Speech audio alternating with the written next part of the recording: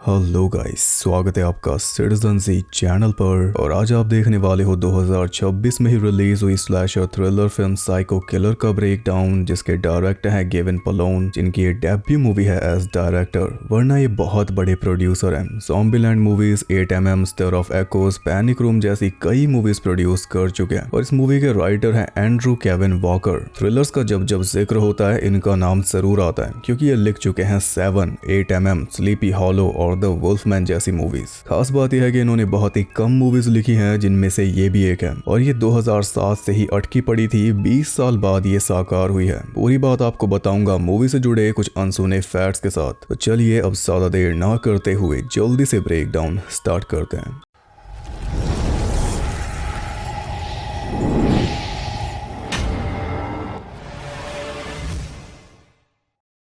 Movie start होती है Kansas highway पे, जहां से एक ब्लैक कार गुजर रही थी। उस कार का ड्राइवर रोड साइड में खड़ी एक पुलिस कार को नोटिस करता है और वही पुलिस कार एकदम से उसके पीछे आ जाती है। तो ड्राइवर चुपचाप अपनी कार साइड में लगा लेता है। पर दिक्कत ये थी कि पुलिस कार ने तो सायरन दिया ही नहीं, मतलब पुलिस वाले ने उसे रोका नहीं, फिर भी वो अपने आप रुक गया, यानी कुछ तो गड़बड़ है। और ये हमें भी पता चल गया जब उसने अपने हाथ में गन रेडी कर ली। कार में से निकला पुलिस ऑफिसर माइक, और माइक ने भी ड्राइवर से यही पूछा कि आपने कार क्यों रोकी, क्या आप किसी परेशानी में हो। ड्राइवर उसे टालने लगा, लेकिन बात अब टलने वाली नहीं थी, क्योंकि माइक उसकी कार के अंदर बहुत सारी ड्रग्स देख चुका था। माइक ने बोला अपना लाइसेंस दिखाओ। तभी सामने से माइक की वाइफ आ गई, हाईवे पेट्रोल ऑफिसर जेन आर्चर। दोनों हस्बैंड वाइफ पुलिस में है। जेन ने माइक से पूछा क्या मैं तुम्हारे साथ रुकूं। तो माइक बोला कि मैं संभाल लूंगा, इस आदमी को ड्रग चार्जेस में अरेस्ट करने वाला हूँ। जेन घर की तरफ चल दी, लेकिन जाते हुए उसे कुछ ठीक नहीं लगा, इसलिए कार मोड़कर वो वापस आ गई और उसने कार रोकी थी कि तभी वो ड्राइवर माइक को गोली मार के वहां से फरार हो गया।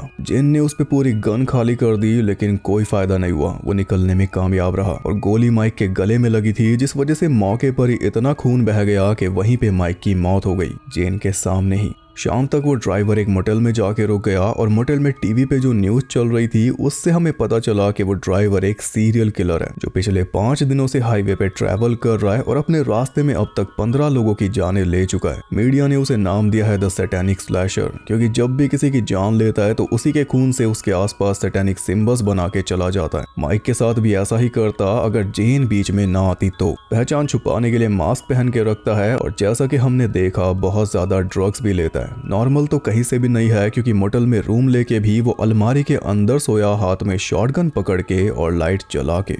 सुबह होते ही फिर से हाईवे पे निकल पड़ा और इस बार रुका एक छोटे से टाउन में फार्मेसी के सामने। आप देख सकते हो इसके हाथ पे एक खास तरह का टैटू भी है। पूरे दिन वो वहीं पे बैठकर फार्मासिस्ट के आने का वेट करता रहा। फार्मासिस्ट आई शाम को, फिर भी वो पूरा रिलैक्स था। पर रात को जब वो जाने लगी तो पहले से उसकी कार में बैठा हुआ था। फार्मासिस्ट को कार के अंदर ही मार के उसके माथे पे 666 गोद के चला गया फार्मेसी के अंदर, और अंदर से चुरा ली ढेर सारी एंटी डिप्रेसेंट पिल्स और पेन किलर्स, जिन्हें बहुत बड़ी मात्रा में वो खुद खाता है, वरना उसका दिमाग उसे जीने नहीं देता। कुछ ऐसा ही हाल हुआ पड़ा है जेन का। उसे गिल्ट है कि वो अपने हस्बैंड को बचा नहीं पाई। अगर कुछ देर वहीं पे रुक जाती तो शायद ये सब होता ही ना। यहाँ तक कि उसे ये भी शक हो गया था कि कहीं ये ड्राइवर वही सैटेनिक स्लैशर तो नहीं, इसलिए तो मुड़ के वापस आई थी, लेकिन उसमें भी देर कर दी थी, इसलिए अपने आप से बहुत निराश है। और जब टीवी पे देख रही है कि स्लैशर तो आगे बढ़ता जा रहा है और जाने लेते हुए तब भी खून खौल रहा है। 4 दिन तक बहुत सोच विचार करने के बाद उसने फैसला लिया कि वो माइक की मौत का बदला लेगी, स्लैशर को ट्रैक करके उसका पक्का इलाज करेगी, जिससे कई सारी जानें बचेंगी। जिन का डैड उसे समझाता रह गया, मगर वो सुनने वाली नहीं थी, इसलिए डैड ने भी उसे जाने दिया। तो सामान वगैरह पैक करके वो भी कार लेके निकल पड़ी। उधर स्लैशर भी आराम से आगे बढ़ रहा था। रास्ते में किसी मोटल में रुक जाता, फिर थोड़ा आराम करके फिर से सफर पर। और जब मोटल में उसने शावर लिया तब हम देख पाए कि उसकी पूरी बॉडी सैटेनिक टैटू से भरी पड़ी है, और एक हाथ पे लिखा है नो मर्सी, जिसे वो अच्छे से अप्लाई कर रहा है। रात में फिर से निकल पड़ा तो रास्ते में एक पंचर हुई कार दिखाई पड़ी, जिसमें एक कपल था। वो मिस्टर पेंडल्टन नाम के सेटनिस्ट का इंटरव्यू सुनता हुआ जा रहा था, जिसमें बताया जा रहा था कि कैसे ड्रग्स इंडस्ट्री एक वरदान है सेटन का। ये पेन किलर्स वगैरह बहुत कमाल की चीज है, खा के कुछ भी फील नहीं होता, दिमाग सुन हो जाता है। और हम इसका लाइव एग्जांपल भी देख पा रहे हैं। स्लैशर ने भी पिल्स निगल ली, फिर कार को आगे ले जाके साइड में पार्क कर दिया और हथौड़ा लेकर पैदल वापस आया उस कपल का शिकार करने। लड़के को तो आराम से खत्म कर दिया, पर लड़की उससे बचकर भागना चाह रही रही थी तभी सामने से एक ट्रक आ गया और लड़की को भागकर अपनी तरफ आता हुआ देखकर ड्राइवर ने बहुत जोर से ब्रेक मार दी, जिस वजह से ट्रक पलट गया और लड़की उसकी चपेट में आ गई और ट्रक रोड पे घिसने से जो चिंगारियां उठी उनकी वजह से ट्रक ब्लास्ट हो गया और ड्राइवर भी नहीं बच पाया। इस सब केओस के बाद स्लैशर ने लड़के के खून से उसकी कार पे सैटेनिक आंख बनाई और फिर अपने रास्ते पे आगे बढ़ गया। इसकी मंजिल जो भी है पर सफर में ये छाप छोड़ते हुए चल रहा है ताकि सारी दुनिया की नजरें इसके ऊपर पड़े। ये किलिंग्स वगैरह इसके लिए साइड क्वेस्ट है, असली मिशन कुछ और है, जिसके लिए इसे सेटनिस्ट मिस्टर पेंडल्टन से मिलना है और मिलने का तरीका पेंडल्टन ने इंटरव्यू में बताया था तो वही तरीका स्लैशर ने अपना लिया। उसने अखबार में एड छपवा दी।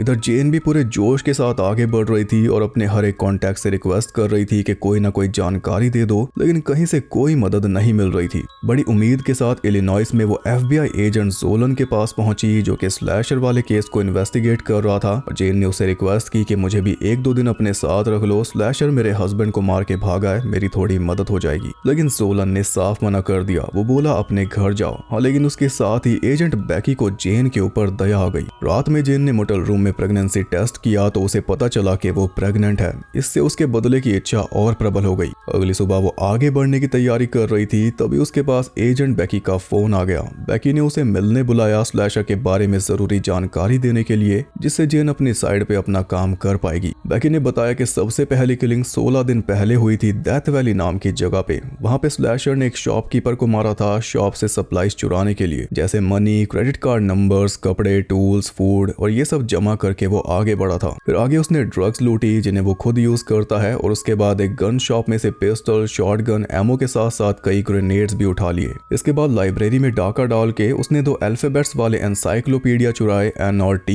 मतलब कि उसे कुछ तो जानकारी चाहिए जिसे वो इंटरनेट से नहीं जुटा रहा वरना ट्रेस हो जाएगा। उसकी एक और खासियत है कि इतने सारे क्राइम्स करते हुए चल रहा है फिर भी वो कार में नहीं सोता, बकायदा मोटल में रूम लेके रुकता है। बैकी जेन को उस मोटल रूम में लेकर गई जहाँ पे स्लैशर 3 दिन पहले रुका था, जेन के हस्बैंड को मारने के 3 दिन बाद। मोटल की मेड गलती से उसके रूम में चली गई थी तो उसने कुल्हाड़ी से मेड को चीर डाला और उसके खून से पूरे रूम में सैटेनिक सिंबल्स बनाकर चला गया। उस रूम को देखकर जेन के भी होश उड़ गए, लेकिन उन सिंबल्स को देखकर उसके दिमाग में कुछ ट्रिगर हुआ। उसे याद आई एक satanic preacher Richard Joshua Reeves की, जिसने सालों पहले चर्च में आए 13 लोगों को बंधक बनाकर मार डाला था किसी रिचुअल के चलते, और उनके खून से सेम यही सिंबल्स चर्च के अंदर बनाए थे जो स्लैशर बना रहा है। पर रीव्स तो जेल के अंदर ही मर गया था, यानी कि स्लैशर उससे इंस्पायर्ड है। उसकी कॉपी नहीं कर रहा क्योंकि रीव्स एक मास मर्डरर था और स्लैशर है सीरियल किलर। ये सारी जानकारी जुटाकर जेन अपने रास्ते पर आगे बढ़ गई, पर जाते जाते बैकी ने उसे एक और मेन बात बताई कि कैंसस के पास से स्लैशर ने डायनामाइट भी चुराए हैं,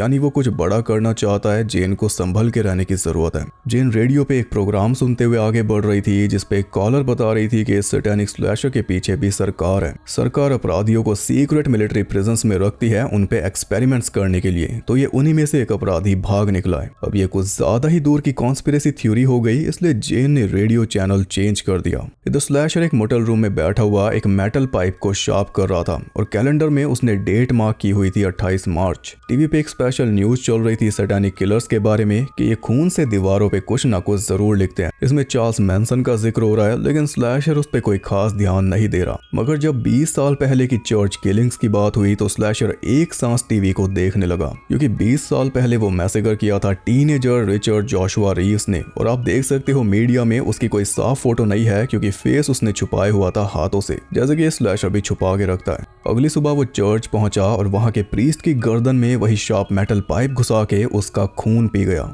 इधर जेन स्लैशर के ऊपर पूरी रिसर्च कर रही थी जिसके लिए वो सैटेनिक बाइबल पढ़ना भी शुरू कर चुकी थी, और स्लैशर ने खून से जो ओपन द गेट्स लिखा हुआ था उस पे जेन का खासा ध्यान था। उसे सर्च किया तो पता चला कि डीमन फिस्ट नाम के एक बैंड ने ओपन द गेट्स नाम से एक एल्बम रिलीज की थी जिसके थ्रू फैंस को इनवाइट किया गया था हेल के गेट्स में एंटर करने के लिए। मतलब कि यह मार्केटिंग के लिए टैगलाइन हो गई, पर गहरी बात तो यही है कि डीमन की फिस्ट ही तो हेल के गेट्स ओपन करेगी। जेन ने वो एल्बम चेक की तो पाया कि उसमें एक सॉन्ग है रिचर्ड जोशुआ रीव्स के ऊपर, और एल्बम कवर में वही चर्च है जिसमें रीव्स ने मैसेकर किया था। रीव्स की तगड़ी फैन फॉलोइंग है। रीव्स की डेथ के बारे में रिसर्च की तो पता चला कि 2004 में जब वो जेल में था तब उसने प्रिजन गार्ड के ऊपर अटैक कर दिया था, जिसके बदले में गार्ड ने उसे गोली मार दी थी और वो मारा गया था। लेकिन उसकी लेगेसी तो आज भी आगे बढ़ रही है। स्लैशर की किलिंग स्प्री को ट्रैक करते हुए जेन ने उसके पूरे रोड मैप का अंदाजा लगा लिया और इतने हार्ड वर्क के बाद एग्जैक्टली उसी मोटल में पहुंच गई जहां पे वो रुका हुआ था। ये भी बाय चांस पता चला जब रजिस्टर चेक किया, उसमें एंट्री हुई पड़ी थी RJ रीव्स के नाम से, रिचर्ड जोशुआ रीव्स।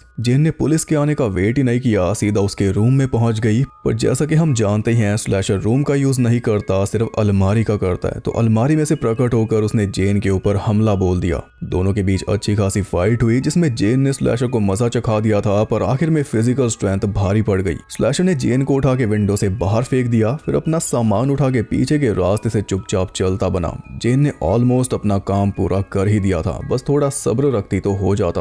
अब पता नहीं वो दोबारा मिलेगा या नहीं। मिल तो सकता है क्योंकि जो उसने अखबार में ऐड दी थी वो जेन को भी पता चल गई उसके रूम में से। तो उसकी ऐड के बदले में अखबार में जो नंबर छपवाए मिस्टर पेंडल्टन ने वो स्लैशर को भी मिल गए और जेन को भी। अब उन्हें डीकोड करना था, जो कि दोनों ने आराम से कर लिया। उसमें से निकला एक फोन नंबर। स्लैशर ने उस पर कॉल किया तो उसकी बात हुई मिस्टर पेंडल्टन के खास बंदे मार्विन से, और मार्विन ने स्लैशर को उसी टाइम मिलने बुला लिया मैंशन पर। इधर जेन ने भी उस नंबर को ट्रैकिंग पे डलवा दिया एजेंट बैकी को बोलकर, यानी मैंशन का पता उसे भी जल्दी चल जाएगा। उधर स्लैशर मैंशन पर पहुंच चुका था और किसी को पता भी नहीं कि वो स्लैशर है। उसने अपना नाम बताया रिचर्ड। मार्विन उसे अंदर ले गया जहां पे मिस्टर पेंडल्टन दो कपल्स के साथ बैठा हुआ था, मतलब नए चेलों के साथ। स्लैशर को देखकर वो बोला कि मेरे सीयर ने मुझे बताया था कि एक विजिटर मुझसे मिलने आएगा जिसका मेरी लाइफ पे बहुत गहरा असर पड़ेगा। क्या वो विजिटर तुम ही हो? स्लैशर ने कोई जवाब नहीं दिया, बस वो चुपचाप देखता रहा कि वो सब क्या कर रहे थे, जो कि बस अय्याशियां ही कर रहे थे। स्लैशर मिस्टर पेंडल्टन के पास आया है किसी खास आदमी का पता लगाने, क्योंकि पेंडल्टन के बहुत सारे लिंक्स हैं। वो कुछ भी करवा सकता है, लेकिन उसे तो नशे करने से फुर्सत ही नहीं। असल में सारा काम मार्विन करता है। वो इस सेटन वाले काम को लेकर पूरा पैशनेट है, बिल्कुल स्लैशर की तरह। तो स्लैशर ने उसे ये काम सौंप दिया, उस खास बंदे का पता लगाने वाला। फिर उसने टीवी में न्यूज देखी, तब उसे पता चला कि जेन उसी ऑफिसर की वाइफ है जिसे उसने कैंसस हाईवे पर मारा था, और इसी का बदला लेने के लिए वो पीछे पड़ी है। तो स्लैशर ने जेन के फोन पर एक वॉइस मैसेज छोड़ा जिसमें उसने बोला कि तुम मेरे काम को फॉलो कर रही हो, ये जानकर मुझे अच्छा लगा। रास्ते में और नए पीस छोड़ूंगा तुम्हारे लिए, मतलब कि लाशें, और 28 को गेट्स खोलूंगा। अपने हस्बैंड को मेरा रिगार्ड देना।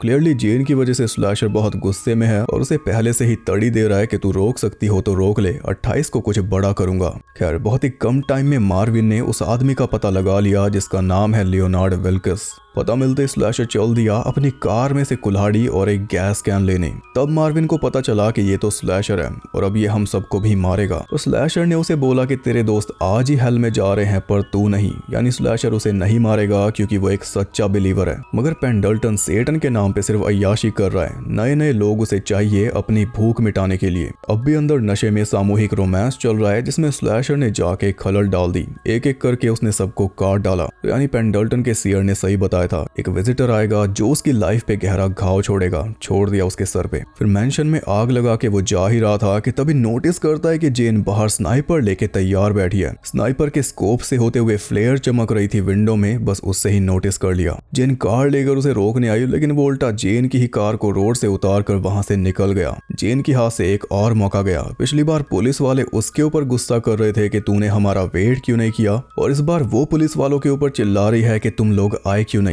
पुलिस वालों ने बोला हमें तुम्हारी लीड पे भरोसा नहीं था। तो जेन ने अपनी पूरी रिसर्च उनके सामने रख दी जो कि उनसे बेहतर थी। सार यही था कि रीव्स ने जिस चर्च के अंदर मैसेकर किया था अब वो सेटन वर्शिपर्स के लिए सबसे मेन जगह बन चुकी है। और ये जो स्लैशर है ये तो खुद को रीव्स ही समझता है, उसी का नाम यूज करता है। तो मानो चाहे ना मानो ये हैरिसबर्ग में ही जा रहा है उसी चर्च में कुछ बड़ा करने। और जेन की बात सच थी। हम देखते हैं कि स्लैशर हैरिसबर्ग में पहुंच चुका है, वो भी एक खास दिन पे। 3 माइल आइलैंड न्यूक्लियर डिजास्टर की 28वीं एनिवर्सरी पे 28 तारीख को। अमेरिकन हिस्ट्री में इसे वर्स्ट सिविलियन न्यूक्लियर डिजास्टर कहा जाता है। तो पहले वो पहुंचा लियोनार्ड विल्किस के घर जिसका पता उसने मार्विन से लगवाया था, और वो इसलिए क्योंकि लियोनार्ड विल्किस न्यूक्लियर प्लांट का मैनेजर है। तो न्यूक्लियर डिजास्टर की 28वीं एनिवर्सरी पे स्लैशर एक बार फिर न्यूक्लियर डिजास्टर करने वाला है धरती में एक बड़ा सा होल बनाने के लिए, यानी हेल का गेट ओपन करने के लिए। और इसकी भनक किसी को नहीं है, सब बहुत छोटा सोच रहे हैं। जैसे जेन चर्च के बाहर जाके तैनात हो चुकी है जबकि स्लैशर वहां आने ही नहीं वाला। वो तो अपने काम पर आगे बढ़ चुका है विल्किस और उसकी वाइफ को बंदी बनाकर। हाँ लेकिन जेन के लिए चर्च पे वो एक मैसेज जरूर छोड़कर गया है ताकि जेन अनजान ना रह जाए। वो मैसेज है 3MI यानी 3 माइल आइलैंड न्यूक्लियर प्लांट। जेन को बड़ी देर से समझ आया कि इस बात का हिंट स्लैशर शुरुआत से दीवारों पे छोड़ता हुआ चल रहा है और उसके हाथ पे जो न्यूक्लियर टैटू है वो भी इसी बात का रिमाइंडर है। लाइब्रेरी से उसने जो 2 एनसाइक्लोपीडिया चुराए थे वो भी इसी जानकारी के लिए चुराए थे। एन से न्यूक्लियर पावर की जानकारी और टी से 3 माइल आइलैंड की जानकारी। और जो डायनामाइट चुराए थे वो इसलिए क्योंकि वो खुद न्यूक्लियर प्लांट के अंदर जाएगा, अपने ऊपर डायनामाइट्स बांध कर खुद को उड़ाकर हेल का गेट ओपन कर देगा और सेटन के करीब एक खास जगह पा लेगा। उसका असली प्लान जानकर जेन जल्दी से न्यूक्लियर प्लांट पर पहुंची, पर तब तक विल्किस का यूज करके स्लैशर अंदर जा चुका था और उसने तबाही भी शुरू कर दी थी ग्रेनेड्स फेंक कर। ऐसे सिक्योरिटी गार्ड्स को मारते हुए वो कंट्रोल रूम तक पहुंच गया। रिएक्टर्स में जो कुछ करवाना था उसने विल्किस से करवा लिया और इसके बाद विल्किस को भी मार डाला। अब बस खुद उसका फटना बाकी था। डायनामाइट को ब्लास्ट करने के लिए वो एक ग्रेनेड को यूज करने वाला था और कंट्रोल रूम में कोई जा भी नहीं सकता, इसलिए पुलिस वाले भी सब हार मान चुके थे। शहर को खाली करवाने के ऑर्डर्स पास कर दिए गए थे कि कम से कम जितने लोगों को बचाया जा सके उन्हें तो बचाओ, लेकिन बचने वाला कोई भी नहीं, ये भी सबको मालूम था। इनफैक्ट पूरी स्टेट खाली करने के ऑर्डर्स दे दिए गए थे 2-3 घंटे के अंदर। हर कोई बेबस होकर स्लैशर को देख रहा था, अपने खून से सैटेनिक आई बनाते हुए। जेन उसे पास से देखने पहुंच गई, मगर बीच में बुलेट प्रूफ ग्लास था। जैसे स्लैशर ने ग्रेनेड उठाया, सिक्योरिटी हेड भी जान बचाकर वहां से भाग गया। पीछे रह गई उसकी असॉल्ट राइफल। जेन की भी सांसें फूल रही थी, फिर भी उसने राइफल उठाकर ग्लास पे गोली चलानी शुरू कर दी, वो भी एक ही जगह पर, जिसके चलते ग्लास में एक छोटा सा होल हो गया और बस वही जेन के लिए काफी था। उस होल में जेन ने अपनी स्नाइपर राइफल डाली और सीधा गोली मारी स्लैशर के पैर में, जिस वजह से वो घुटनों पर आ गया, लेकिन ग्रेनेड की पिन उसने निकाल दी थी। तो अगली गोली जेन ने मारी उसके हाथ पे, जिसके चलते ग्रेनेड हाथ से छूट गया और फटा उससे दूर जाकर, जिस वजह से डायनामाइट ब्लास्ट नहीं हो पाया। तब आखिरी गोली जेन ने उसके सर में मारी, जो कि सर में लगने के बजाय उसके कंधे से आर पार हो गई। इतने में पुलिस फोर्स अंदर आ चुकी थी, तो आगे का मामला उन्होंने संभाल लिया। इतना बड़ा डिजास्टर टल गया सिर्फ जेन की वजह से, जो थोड़ा सा हौसला लेकर घर से चली थी। वो भी रास्ते में लोगों ने खत्म करना चाहा, पर जेन ने हार नहीं मानी। उसने स्लैशर को ठिकाने लगा दिया। लेकिन जेन को झटका तब लगा जब आखिर में ये बात मीडिया में रिपोर्ट हुई कि सैटेनिक स्लैशर और कोई नहीं बल्कि रिचर्ड जोशुआ रीव्स ही था। टीनेज में जब वो अरेस्ट हुआ था तब उसके हाथों पे आप टैटूज देख सकते हो, वही टैटूज हैं। मतलब वो जेल में मरा नहीं था। सरकार ने झूठ बोला, और क्या पता अब भी झूठ ही बोल रही हो। बताया तो यही जा रहा है कि वो मर चुका है, लेकिन लोगों को यकीन नहीं हो रहा। FBI हेड ने बताया है कि रीव्स को बहुत सारी गोलियां लगी हैं, जिनमें से एक उसके सर में लगी है और उसी की वजह से रीव्स की मौत हो चुकी है, जबकि हमने देखा ये सच नहीं है। सरकार फिर एक बार जनता से झूठ बोल रही है। आगे हम जेन को देखते हैं जो प्रेग्नेंट है और शांति से जी रही है, मगर एक दिन अचानक रीव्स उसे मारने पहुंच जाता है और तभी वो जाग जाती है। ये नाइटमेयर जेन को परेशान करता है, क्योंकि कहीं ना कहीं उसे भी ये डाउट है कि रीव्स अब भी मरा नहीं है, और ये बात एकदम सच है। आखिर में हम देखते हैं कि रीव्स को वापस डेथ वैली की उसी सीक्रेट प्रिजन में लेकर जाया जा रहा है जहां से वो भागा था और उसने अपनी किलिंग स्प्री स्टार्ट की थी। इसी के साथ ये मूवी हो गई खत्म। तो यानी रेडियो पे जो बात जेन को कॉन्स्पिरेसी थ्योरी लग रही थी वो सच थी। सरकार ने सीक्रेट प्रिजन्स बना रखी है जिनमें अपराधियों के ऊपर एक्सपेरिमेंट किए जाते हैं। रीव्स जैसा खतरनाक साइको क्रिमिनल जिसने पहले भी इतनी जाने ली थी और अब दोबारा इतनी जाने ले ली, उसे मारने के बजाय दोबारा उसी प्रिजन में ले गए। ये मूवी ऐसी है कि आपको हर एक चीज पे ध्यान देना पड़ेगा, टीवी न्यूज पे भी, रेडियो शोज पे भी, और जो सिंबल्स वाले हिंट्स हैं उन पे भी। बल्कि रेडियो के थ्रू ही हम सबसे ज्यादा जानकारी जमा कर पाए रिवील होने से पहले ही। मूवी 2007 में बेस्ड है, ये भी ध्यान देने पे ही पता चलेगा, क्योंकि टेक्नोलॉजी उतनी ज्यादा नहीं थी उस टाइम पर। और रीव्स जब पहली बार जेल में गया था तब एकदम दुबला पतला था, लेकिन बाहर आया एकदम तगड़ा होकर, जो कि यूएस प्रेजेंस में होता ही है। और बाहर आकर उसने पहले वाली गलती नहीं की। पिछली बार उसे हाथों से मुंह को ढकना पड़ा था, पर इस बार उसने पहले एक मास्क चुरा लिया। और जो वो इतनी ड्रग्स ले रहा था वो भी शायद इसीलिए क्योंकि जेल में उसे आदत पड़ गई थी। ऐसी एंड में जो मेन मोटिव उसका पता चला वो भी किसी ने सोचा नहीं था। मगर उसके बाद एक और ट्विस्ट आया कि स्लैशर रीव्स का फैन नहीं है, वो खुद ही रीव्स है। और इसके बाद एक और ट्विस्ट आया कि सरकार सच में उसे बचा के रखना चाहती है। उसकी किलिंग स्प्री डेथ वैली से क्यों शुरू हुई थी, उसका जवाब एकदम आखिरी सीन में मिला। इतना कुछ इस मूवी के अंदर था, पर फिर भी ये एकदम सिंपल लगती है। पता नहीं क्यों ऐसा लगता है हमने बाहर से कुछ देख लिया। किंडर जॉय देख रहे थे पर वो खुला ही नहीं, क्योंकि स्टार्टिंग से सब कुछ हमारे सामने ही था। किलर की एक भी बात हमसे छुपी हुई नहीं थी। हर एक बारीकी उसके बारे में हम शुरू से देख रहे थे। सिर्फ एक हमें मोटिव नहीं पता था, पर उससे भी कोई खास फर्क नहीं पड़ा। इतने में टेंशन बनी, इतने में में खत्म भी हो गई गोली लगने से, बल्कि मूवी में बहुत सी चीजें बचकानी भी हैं। और 7 के राइटर से मेरी उम्मीद बहुत ज्यादा थी, कुछ इसलिए भी मैं निराश हूँ। राइटिंग की बात हो ही गई है तो बात कर लेते हैं मूवी से जुड़े कुछ इंटरेस्टिंग फैक्ट्स के बारे में।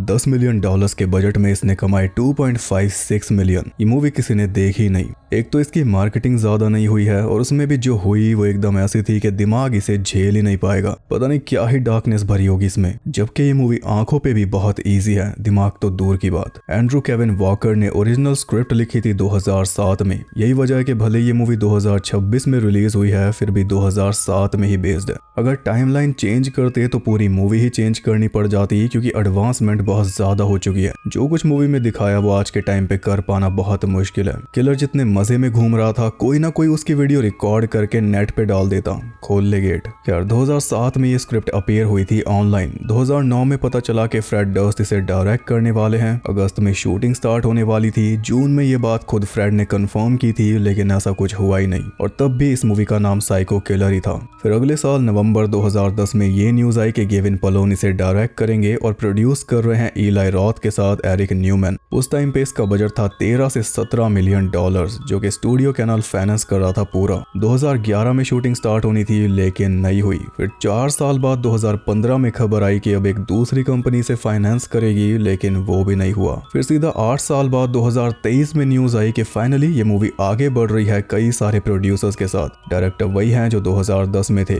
गेविन पलोन, जिनकी ये डेब्यू मूवी होने वाली थी 2010 में भी और आज 2026 में भी डेब्यू है।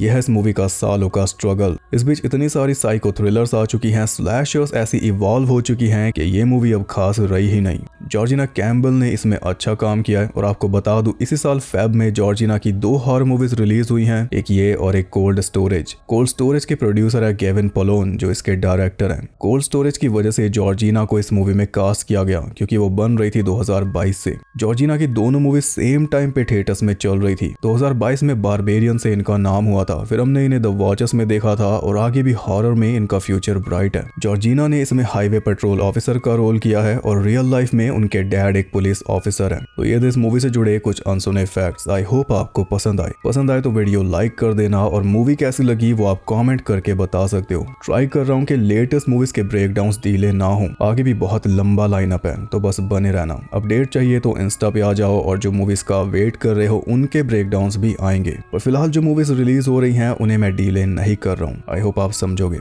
तो मैं आपसे जल्दी मिलूंगा अगली वीडियो के साथ। तब तक के लिए सबको बाय।